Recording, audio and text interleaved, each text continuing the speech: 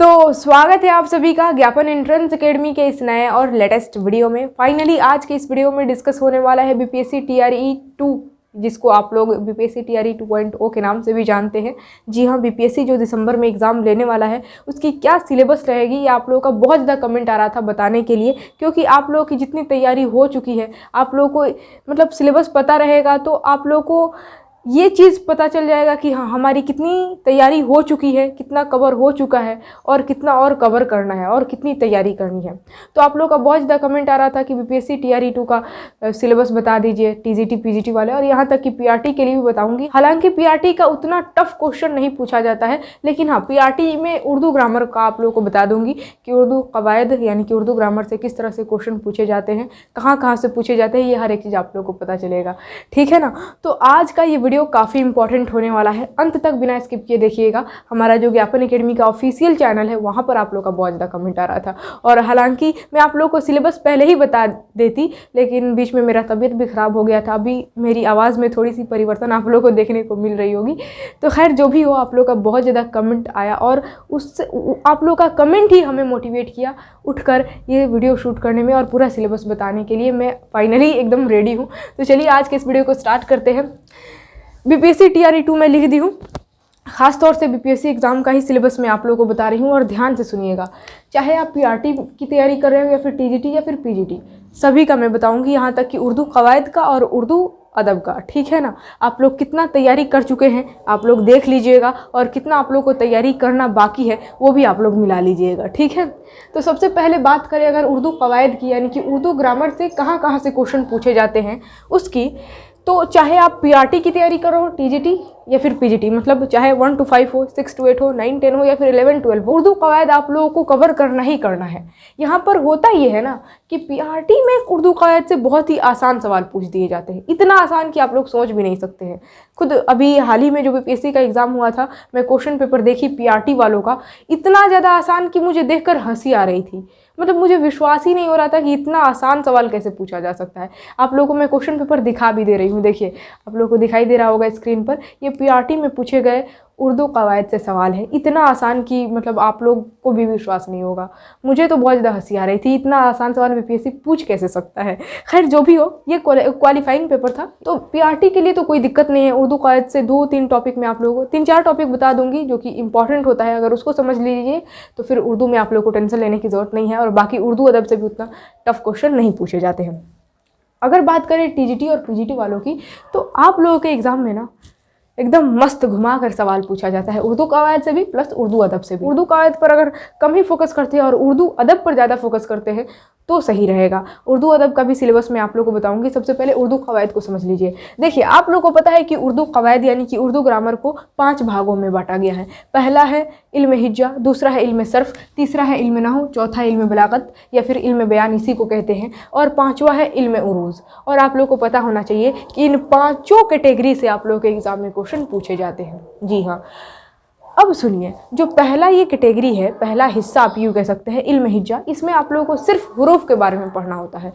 उर्दू हुरूफ के बारे में, हुरूफ तहज्जी, हुरूफ मुफरद, हुरूफ मुरक्कब, कौन सा हुरूफ को क्या कहेंगे और कौन से हुरूफ को अपने मुंह के किस जगह से बोला जाएगा, मखरज का बयान आप लोग को पढ़ना रहता है, एराब का बयान आप लोग को पढ़ना रहता है। तो समझिए ये 2-3 टॉपिक है इल्म हिज्जा में। ठीक है, मखरज, उसके बाद से उर्दू हुरूफ, हुरूफ तहज्जी, हुरूफ मुफरद और मुरक्कब और एराब का, ये 2-3 टॉपिक अगर आप लोग कवर कर लेते हैं तो समझिए कि इल्म हिज्जा ये पहला हिस्सा कंप्लीट। ठीक है। उसी तरह जो दूसरा हिस्सा है, दूसरा भाग इल्म सर्फ, इसके अंतर्गत हम लोग सिर्फ लफ्ज़ के बारे में पढ़ते हैं।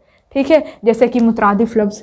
मुतरादिफ लफ्ज़ आप लोग जानते होंगे, एक समान अर्थ रखने वाले लफ्ज़ को कहते हैं मुतरादिफ लफ्ज़। ठीक है ना। तो मुतरादिफ लफ्ज़ हो गया, मुतज़ाद अल्फाज हो गया, लफ्ज़ का ही जमा होता है अल्फाज। उसी तरह मुतशाबिह सौत, यहाँ तक कि वाही जमा भी इसी के अंतर्गत आ जाता है। जिनसियत का बयान हो गया, मुज़क्कर मुअन्नस। ठीक है, साबिक़ा लाह का, मतरूक अल्फाज, ज़रबुल अमसाल, मुहावरा, तादाद का बयान, ये जितने भी अल्फाज के बारे में आप लोग को पढ़ना है ना, वो इल्म सर्फ के अंतर्गत पढ़ना है। तो ये अगर ये सारे टॉपिक कवर कर लिए हैं आप लोग, मुतरादिफ अल्फाज, मुतज़ाद अल्फाज, मुतशाबिह सौत, जिनसियत, साबिक़ा लाह का, मतरूक, ज़रबुल अमसाल, ठीक है, मुहावरा हो गया, तादाद का बयान। अगर ये सभी टॉपिक अगर आप लोग का कवर हो गया है तो समझिए कि आप लोगों ने इल्म सर्फ को भी कंप्लीट कर लिया है। तो ये 2 हिस्सा कंप्लीट हो गया। आते हैं तीसरे भाग पर, यानी कि तीसरे हिस्से पर। तो तीसरा हिस्सा क्या है? इल्म नहव। इसके अंतर्गत आप लोगों को जुमलों के बारे में पढ़ना होता है। ठीक है, लफ्ज़, एक से ज़्यादा लफ्ज़ मिलकर जुमले बनते हैं ना, तो जुमले और लफ्ज़ों के बारे में भी यूँ कह सकते हैं कि पढ़ा जाता है इल्म नहव के अंतर्गत। तो इस हिस्से में जुमला और जुमले की किस्मों को पढ़ना रहता है। ठीक है, लफ्ज़ क्या है, लफ्ज़ की कितनी किस्में होती है, कलमा क्या है, कलमा की कितनी किस्में होती है, इस्म क्या है और इस्म की टोटल कितनी किस्में होती है, इस्म के बारे में फुल्ली डिटेल्स आप लोग को इसमें जानना है। इसमें से तो आप लोग के एग्जाम में क्वेश्चन पूछेगा ही पूछेगा, ये ध्यान में रखिएगा। ठीक है, इस्म और उसकी किस्मों को पढ़ना रहता है। उसी तरह फेल है, फेल और उसकी किस्मों को पढ़ना है, यानी कि उसके टाइप। उसी तरह हर्फ और उसकी किस्में, यानी कि उसके टाइप अलग अलग प्रकार को पढ़ना है। ज़मीर और उसके किस्में, ज़मीर किसे कहते हैं और ज़मीर की कितनी किस्में, यानी कि कितने टाइप होते हैं। उसी तरह सिफ़त, सिफ़त किसे कहते हैं और सिफ़त के कितने टाइप हैं, हर एक टाइप को आप लोगों को डीपली पढ़ना है। तो अगर ये सभी टॉपिक कंप्लीट कर लिए हैं तो समझिए कि आप लोगों का तीसरा हिस्सा यानी कि इल्म नहव भी कंप्लीट है। तो ये 3 हिस्से हो गए। आगे आते हैं चौथे हिस्से पर। चौथा हिस्सा है इल्म बलागत या फिर इल्म बयान। इसके अंतर्गत आप लोगों को समझना होता है तशबीह किसे कहते हैं और तशबीह के अक़साम, यानी कि इसकी कितनी किस्में हैं, कितने टाइप हैं। उसी तरह इस्तारा किसे कहते हैं और इसकी कितनी टाइप है। उसी तरह किनाया किसे कहते हैं और इसकी कितनी किस्में हैं, यानी कि इसके अक़साम को आप लोगों को पढ़ना रहता है। उसी तरह मिजाज मुरसल का भी आप लोगों को पढ़ना रहता है और इसकी किस्मों को पढ़ना पड़ता है। तलमीह, तकरार, तजाद, इहाम, तजनीस, इल्म बदी, ये हर एक टॉपिक अगर आप लोगों ने कवर कर लिया है तो समझिए कि आप लोग चौथा हिस्सा यानी कि इल्म बलागत यानी कि इल्म बयान को भी कंप्लीट कर लिया है। ठीक है ना। अब आते हैं 5वें हिस्से इल्म उरूज़। इल्म उरूज़ के अंतर्गत आप लोगों को शेर व शायरी के बारे में पढ़ना होता है। शेर व शायरी की जितने भी टॉपिक होते हैं, जैसे कि बहर हो गए, बहर जानना रहता है, वज़न, काफ़िया, रदीफ़, मतला, हुस्न मतला, ठीक है, मक्ता हो गया, नज़्म, गज़ल, मरसिया, मसनवी, कसीदा, ये हर एक टॉपिक आप लोग को कवर रहना चाहिए। ठीक है, तो समझिए कि आप इल्म उरूज़ भी 5वां हिस्सा भी कंप्लीट कर लिए। ठीक है, यहाँ तक तो कोई दिक्कत नहीं है। ये हो गया उर्दू कायदा। इल्म उरूज़ के अंतर्गत नज़्म, गज़ल, मरसिया, मसनवी, कसीदा वगैरह वगैरह जितने भी शेर व शायरी के अंतर्गत कैटेगरी आती है ना, उन सभी कैटेगरी को पढ़ना रहता है। मतला, हुस्न मतला, काफ़िया, मक्ता, रदीफ़, ये सब किसे कहते हैं, ये आप लोगों को इल्म उरूज़ के अंतर्गत पढ़ना रहता है। मतलब शेर व शायरी से रिलेटेड जितनी भी चीज़ें हैं ना, वो इल्म उरूज़ के अंतर्गत हम लोग पढ़ते हैं। तो अगर आप लोग ये सभी टॉपिक कवर कर लिए, हालांकि इसमें और भी टॉपिक है जो कि मैं लिखी नहीं हूँ, मोटा मोटी तौर पर मैं आप लोग को बता देना चाहती हूँ कि हाँ इतना इतना टॉपिक रहता है।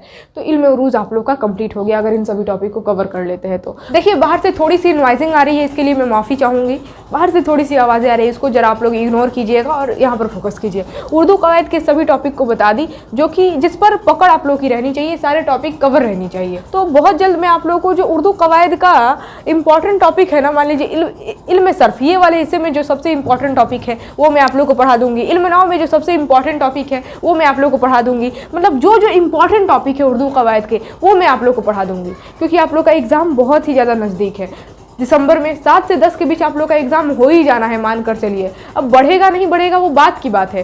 बीपीएससी के चेयरमैन अतुल प्रसाद के बयान से तो लग नहीं रहा है कि बढ़ेगा, लेकिन अब कुछ कहा भी नहीं जा सकता है, बढ़ भी सकता है और नहीं भी बढ़ सकता है। तो आप लोग यूँ मान कर चले ना कि आप लोग का एग्जाम 7 से 10 दिसंबर के बीच हो ही जाएगा। तो 7 से 10 ये टारगेट आप लोग लेकर चले, और उस हिसाब से देखा जाए तो आप लोग का समय बहुत कम है, और समय बहुत कम है। इसी चीज़ को ध्यान में रखते हुए मैं आप लोग को बोल रही हूँ कि उर्दू कवायद का जो इंपॉर्टेंट टॉपिक है वो मैं आप लोग को पढ़ा दूंगी। हाँ, अगर एग्जाम का डेट अगर आगे बढ़ जाता है, फरवरी में हो जाता है, तो उर्दू कवायद के सभी टॉपिक को एकदम मैं डीपली पढ़ा दूंगी।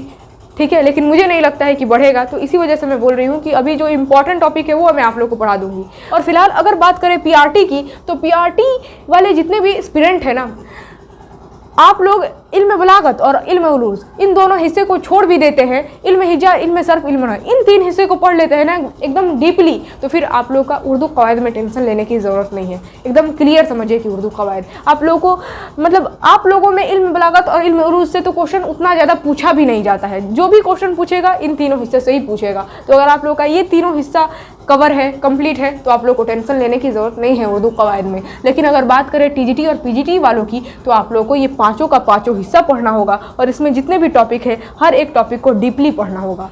ठीक है ना। तो अगर आप लोग यहाँ तक स्क्रीनशॉट लेना चाहते हैं तो कोई दिक्कत नहीं है, फटाफट स्क्रीनशॉट ले लीजिए। उसके बाद से मैं उर्दू अदब का सिलेबस बताती हूँ कि उर्दू अदब में क्या क्या आप लोगों को पढ़ना है, क्योंकि उर्दू का है तो मतलब इसकी संख्या, क्वेश्चन की संख्या बहुत ही कम रहती है। उर्दू अदब में ज़्यादातर क्वेश्चन पूछे जाते हैं। तो उर्दू अदब की क्या सिलेबस है मैं आप लोगों को बता रही हूँ, ले लीजिए फटाफट स्क्रीन शॉर्ट। बात करते हैं कि उर्दू अदब की क्या सिलेबस रहेगी। सभी टॉपिक को मैं लिख दी हूँ, आप लोग देखते चलिए कि आप लोगों का कौन कौन सा टॉपिक कवर हो चुका है और कौन कौन सा बाकी है। जो बाकी है उसको कवर कर लीजिएगा, क्योंकि बड़ा ही मतलब इम्पॉर्टेंट है, 80 नंबर मायने रखता है। ठीक है, उर्दू जो है आप लोगों का क्वेश्चन 80 रहेगा, तो सोचिए घुमा फिरा कर आप लोगों से पूछेगा नहीं। और बीपीएससी का मैं खुद क्वेश्चन पेपर देखी थी टीजीटी और पीजीटी वालों की, मतलब कि वाकई में पूछा गया था क्वेश्चन, खखोर खखोर कर पूछा गया था, सिलेबस से बाहर। ठीक है, तो आप लोगों को और थोड़ा चौकन्ना होकर तैयारी करनी पड़ेगी। सिलेबस में जो है वो तो कंप्लीट करना ही करना है, प्लस सिलेबस से बाहर भी कुछ कुछ नॉलेज रखना ज़रूरी है, ताकि अगर बाहर से भी क्वेश्चन पूछे तो आप लोगों को वो चीज़ पता रहे, क्वेश्चन का आंसर पता रहे। तो समझिए यहाँ पर पीआरटी वालों की तो खैर उर्दू अदब से ज़्यादातर क्वेश्चन पूछे मतलब ना के बराबर पूछे जाते हैं। बात करें 6 to 8 वालों की, तो आप लोग 6 to 8 क्लास के टीचर यानी कि शिक्षक बनने जा रहे हैं, उर्दू पढ़ाने यानी कि उर्दू के टीचर बनने जा रहे हैं, तो आप लोगों को कम से कम 6 क्लास से लेकर 10th क्लास तक, ध्यान से सुन लीजिए, 6 क्लास से लेकर 10th क्लास तक का जो उर्दू का किताब है ना, उसमें जितने भी चैप्टर हैं उन सभी चैप्टर पर पकड़ रहनी चाहिए। प्लस उसके जितने भी राइटर है, राइटर के बारे में, राइटर का नाम, राइटर के बारे में हर एक डिटेल्स वो पता रहनी चाहिए, क्योंकि आप लोग 6 to 8 के टीचर बनने जा रहे हैं। 6 to 8 यानी कि 6ठी क्लास से लेकर 8वीं क्लास तक के शिक्षक बनने जा रहे हैं उर्दू के। तो आप लोगों को कम से कम 6, 7, 8, 9, 10 10th तक, 10th क्लास तक की जितनी भी उर्दू की बुक है उसमें जितने भी चैप्टर उस पर पकड़, और उसके राइटर के बारे में जितना भी डिटेल्स दिया गया है उन सभी चीज़ों पर पकड़ होनी चाहिए। उसके अलावा भी यहाँ पर मैं टॉपिक लिखी हूँ, उस पर भी आप लोग का पकड़ होना चाहिए। इसको भी मैं आप लोगों को अभी बताऊँगी। सबसे पहले यहाँ पर बात कर लेते हैं, 6 to 8 तो हो गया। 9, 10th की अगर बात करें तो आप लोग 9th और 10th के शिक्षक बनने जा रहे हैं, तो आप लोग को क्या करना होगा, आप लोग को कम से कम, मैं बोल रही हूँ 6 to 10th क्लास का जो दरक्षा का बुक होता है ना, हिस्सा अव्वल हिस्सा दोम, वो तो मतलब 10th क्लास की का जो उर्दू का बुक है दरक्षा अव्वल और दरक्षा दोम, उस पर तो आप लोगों को पूरा का पूरा पकड़ रहना चाहिए। और यहाँ तक कि रोशनी का भी जो बुक है उस पर भी, ठीक है, और यहाँ तक कि 6 से लेकर 10th तक जितना भी उर्दू का बुक है उन सब पर पकड़, मतलब हर एक चैप्टर पर पकड़, और उसके राइटर के बारे में जितना भी डिटेल्स दिया गया है, बायोग्राफी पर हर एक चीज़ पर पकड़ रहना चाहिए। ठीक है ना। और उसके बाद से, क्योंकि आप 9, 10th के शिक्षक बनने जा रहे हैं, तो इतना तो नॉलेज रहना ही चाहिए। प्लस अगर आप 12th का जो उर्दू का बुक है, 11th और 12th तक की अगर उर्दू के बुक को देख लेते हैं, चैप्टर का एनालिसिस कर लेते हैं, उसके राइटर के बारे में पढ़ लेते हैं, चीज़ें याद कर लेते हैं, तो अगर मतलब सिलेबस से बाहर क्वेश्चन पूछता है तो आप लोग छोड़ेंगे नहीं, ये फ़ायदा होगा। तो मैं आप लोगों को कहूँगी कि 10th तक जो जितना भी उर्दू का बुक है उन सभी पर पकड़ रखिए। ठीक है, हर एक चैप्टर का एनालिसिस एकदम डीपली नॉलेज रखिए, पकड़ रखिए, और राइटर के बारे में भी। लेकिन साथ में अगर 12th क्लास का जो बुक है 11th 12th की, उस पर भी अगर आप लोग पकड़ रहते हैं तो ये आप लोगों के लिए वरदान साबित होगा। मतलब कि अगर बाहर से क्वेश्चन पूछ भी देता है तो आप लोग छोड़ेंगे नहीं। ठीक है, अगर बात करें 11th 12th की, तो आप लोगों को क्या करना पड़ेगा, आप लोग 11th और 12th के शिक्षक बनने जा रहे हैं, तो ऑब्वियसली बात है कि 12th क्लास का तो जो कहकशा का अव्वल और कहकशा दोनों किताब है उस पर पकड़ रहनी चाहिए, हर एक चैप्टर को पर पकड़, और प्लस उसके राइटर जो है उनके बारे में हर एक डिटेल्स पता रहनी चाहिए। ठीक है, तो 12th क्लास का जो बुक है 12th क्लास तक आप यूँ कह सकते हैं, यानी कि 6 to 12th तक जितनी भी उर्दू की किताबें हैं उसके प्रत्येक चैप्टर पर और उसके राइटर पर पकड़ होनी चाहिए। ठीक है ना, तब आप लोग का जाकर 11th 12th क्लियर होगा।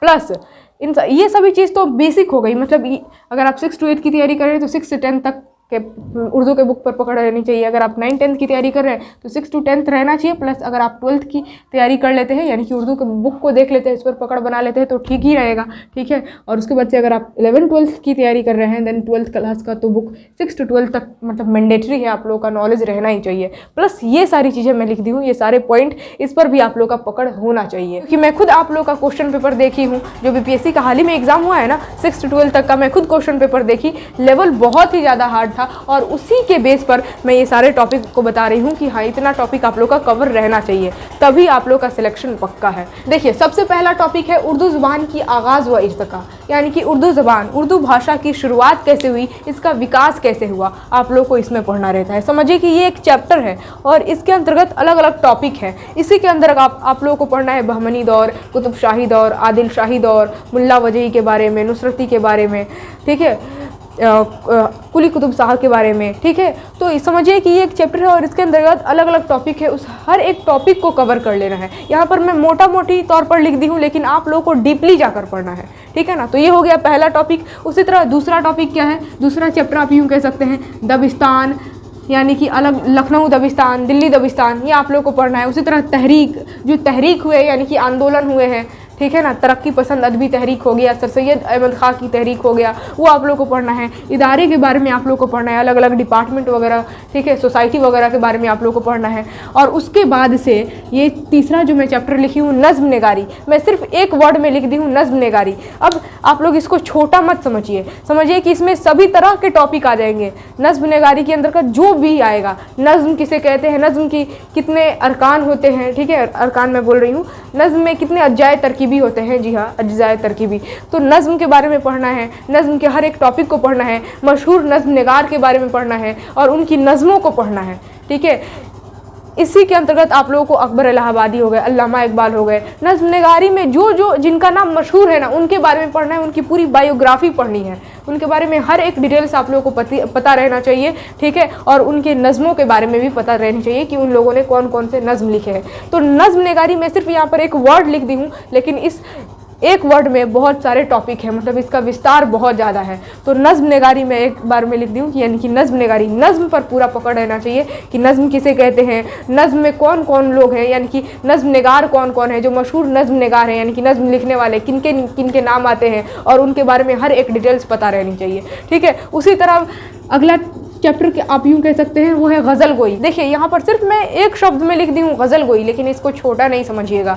गज़ल गोई मतलब ये समझिए कि चैप्टर है, इसमें अब अलग अलग टॉपिक आप लोगों को देखने को मिलेंगे। गज़ल किसे कहते हैं आप लोगों को इसमें पढ़ना है, गज़ल में क्या क्या चीज़ें होनी चाहिए, यानी कि गज़ल के अज्जाए तरकीबी क्या है, और गज़ल गोई में कौन कौन से शायर हैं जो कि मशहूर हैं, उनके बारे में हर एक डिटेल्स आप लोग को पता रहनी चाहिए, ठीक है। इसी में आप लोग को वली दखनी के बारे में पढ़ना है, मीर तकी मीर के बारे में पढ़ना है, सिराज औरंगाबादी के बारे में पढ़ना है, मिर्ज़ा गालिब के बारे में पढ़ना है, ठीक है। जितने भी गज़ल गो शायर हैं, ठीक है, जितने भी मशहूर शायर हैं गज़ल गोई में, उनके बारे में आप लोगों को पढ़ना है। मीर तकी मीर का एक शेर है कि पत्ता पत्ता बूटा बूटा हाल हमारा जाने हैं, जाने न जाने गुल ही न जाने बाग तो सारा जाने हैं, ठीक है।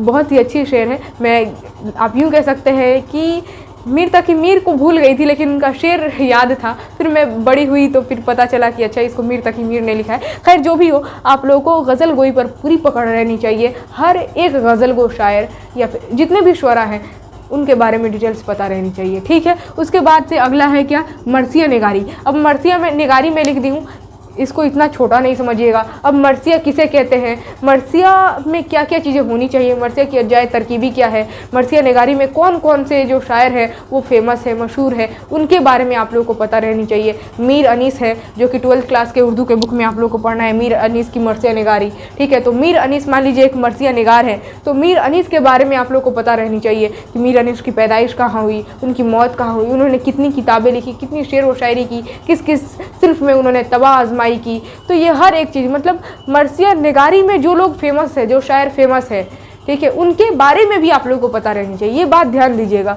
गज़ल गोई में जो शायर फेमस है, मान लीजिए मिर्ज़ा गालिब फेमस है, मशहूर है, तो मिर्ज़ा गालिब के बारे में भी आप लोगों को पता रहनी चाहिए कि उनकी पैदाइश कहाँ हुई, उनकी मौत कहाँ हुई, ठीक है, उनके पिताजी का नाम क्या था, यानी कि वालिद का नाम क्या था, उसके बाद से कहाँ कहाँ पढ़ाई की है, कितने कहाँ तक पढ़ाई की है, और यहाँ तक कि मतलब कि ये कितने शेर लिखे हैं, कि कौन कौन से सिल्फ में इन्होंने तबाह आजमाई की, ठीक है, इन्होंने खुतूत लिखा कि नहीं, ये हर एक चीज़ आप लोगों को पढ़ना है। उसी तरह है कसीदा निगारी। कसीदा निगारी में लिख दी हुई, यानी कि इसमें आप लोगों को टोटल कसीदा के बारे में पढ़ना है कि कसीदा किसे कहते हैं, कसीदा की अज्जाए तरकीबी क्या है, और मशहूर कसीदा निगार कौन है, और जो कसीदा निगार है उनकी कौन सी कसीदा है, ठीक है, यानी कि कसीदा निगार और उनकी कसीदा का भी नाम याद रखना ज़रूरी है, ठीक है। कसीदा निगार के बारे में फुल डिटेल्स आप लोगों को पता रहनी चाहिए, तो ये हर एक चीज़ आप लोगों को पढ़ना है, ठीक है। उसी तरह है मसनवी निगारी, यानी कि मसनवी किसे कहते हैं, मसनवी में क्या क्या चीज़ें होनी चाहिए, अलग अलग मशहूर मसनवी निगार के बारे में आप लोगों को पढ़ना है। मान लीजिए दयाशंकर नसीम हो गए जो कि एक मसनवी निगार है,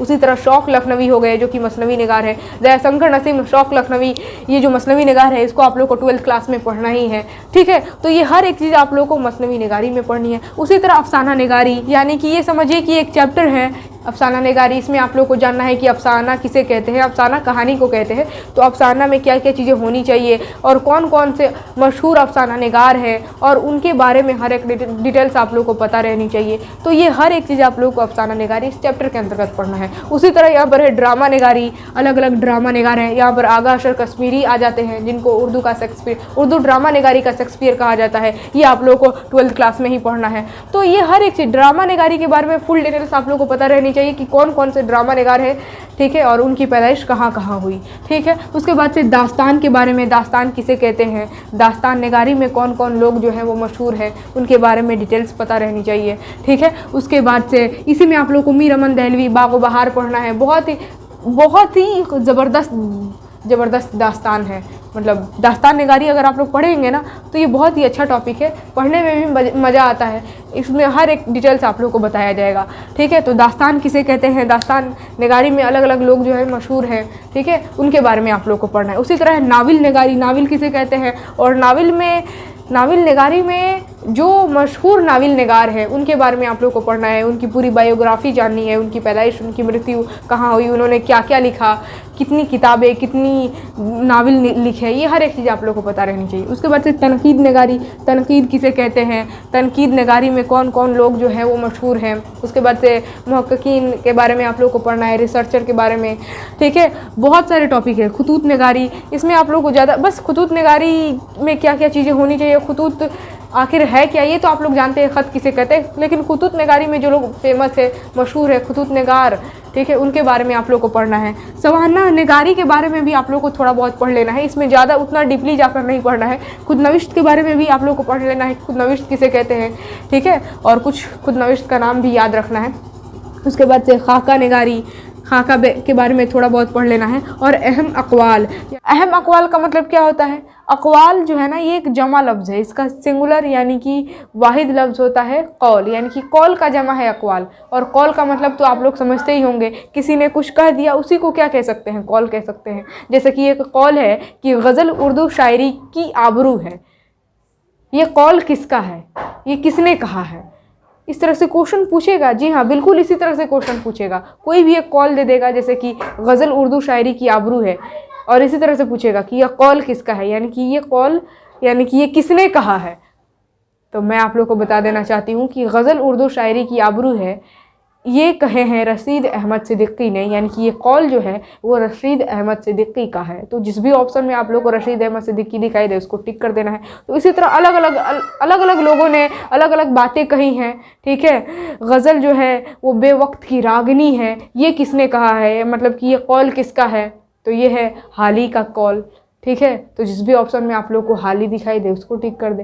तो अहम अहम अक़वाल को भी याद रखना है। ये मैं मोटा मोटी तौर पर सिलेबस लिख दी हूँ, इससे बाहर भी, इसके अलावा भी और कुछ टॉपिक है जो आप लोग को कवर करके रखनी है। तो आई होप आप लोग को हर एक चीज़ समझ में आया होगा। जो कुछ भी मैं आप लोगों को समझाई हूँ आज के इस वीडियो में, अगर समझ में आया है तो अभी तक आप लोग वीडियो को लाइक नहीं किए हैं तो लाइक ज़रूर कर दे और शेयर कर दे, क्योंकि बहुत सारे लोगों को नहीं पता है कि हमारा एक और ये ऑफिशियल चैनल है ज्ञापन एंट्रेंस अकेडमी के नाम से, क्योंकि सभी लोग ज्ञापन अकेडमी को ही जानते हैं, ठीक है। और वहीं पर कमेंट कर रहे हैं कि बीपीएससी टीआरई 2 का पढ़ाइए, सिलेबस बताइए और उसको पढ़ाइए, और उनको नहीं पता है कि जो बीपीएससी या फिर एंट्रेंस या फिर कॉम्पिटिटिव एग्जाम की तैयारी करवाई जाती है वो ये वाले चैनल यानी कि ज्ञापन एंट्रेंस अकेडमी पर करवाई जाती है। तो आप लोग एक बार लाइक शेयर करके सभी को बता दें और ये मतलब खबर सभी लोगों तक पहुंचा दे कि एंट्रेंस या फिर कॉम्पिटिटिव एग्जाम की तैयारी करनी है तो आप लोग ज्ञापन एंट्रेंस अकेडमी से जुड़ जाएं, और सभी लोगों को बता दें कि बीपीएससी टीआरई 2 की प्रिपरेशन कराई जा रही है ज्ञापन एंट्रेंस अकेडमी पर, ठीक है ना। यहाँ तक अगर आप लोग स्क्रीनशॉट लेना चाहते हैं तो कोई दिक्कत नहीं है, ले लीजिए फटाफट स्क्रीनशॉट।